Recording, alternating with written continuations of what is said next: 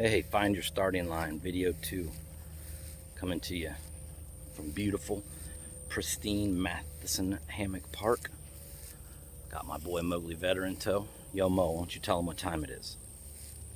So, check this out. Today I wanted to hit on a quick topic of kneeling during the national anthem.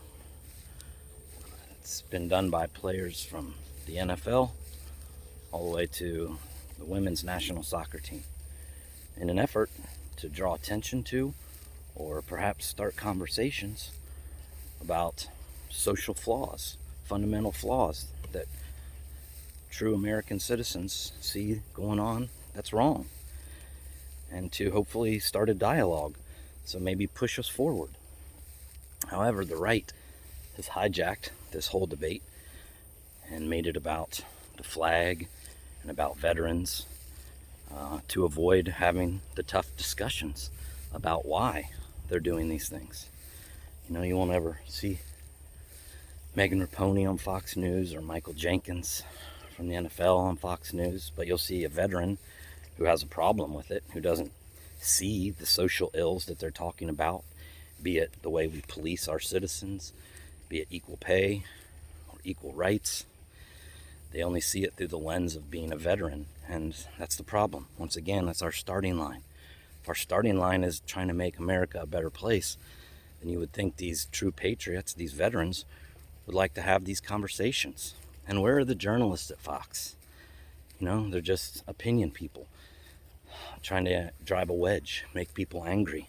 A real journalist interviews people that have a different opinion than them, call them onto the show and say, hey, explain what you're upset about. Tell me about these ills, these flaws. But we don't do that. They drive a wedge. And while we're talking about protesting, it's kneeling. It's genuflecting. You do it at church. You do it in cemeteries, at funerals. It's a very peaceful, non-violent, non-destructive, no property is destroyed, but it's a way to draw attention to something. But it's not how they're framing it, and it's not fair. So while we're having this conversation, I'd like to call into attention the Founding Fathers, a group called the Sons of Liberty, who we're all quite familiar with. And the Sons of Liberty, when they were protesting the acts and the taxes that the British were putting on them, stormed the governor's mansion of Massachusetts.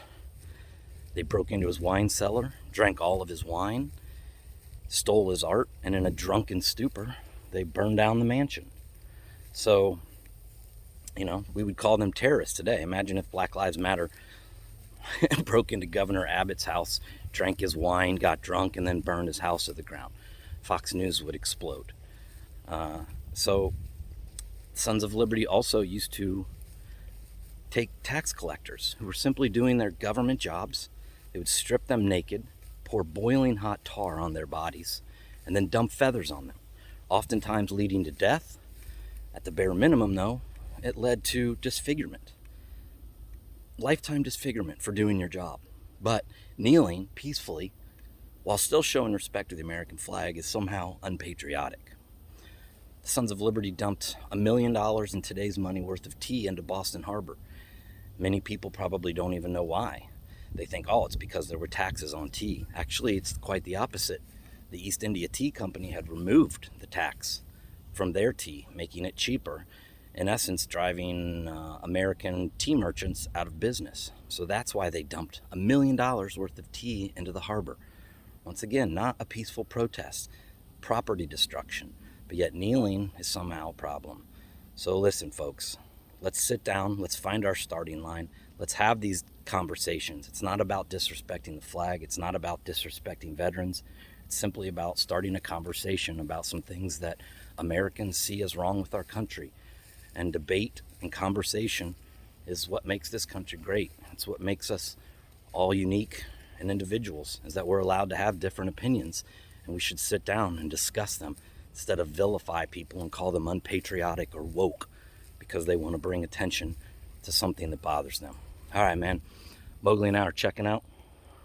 It's hot. Peace, baby.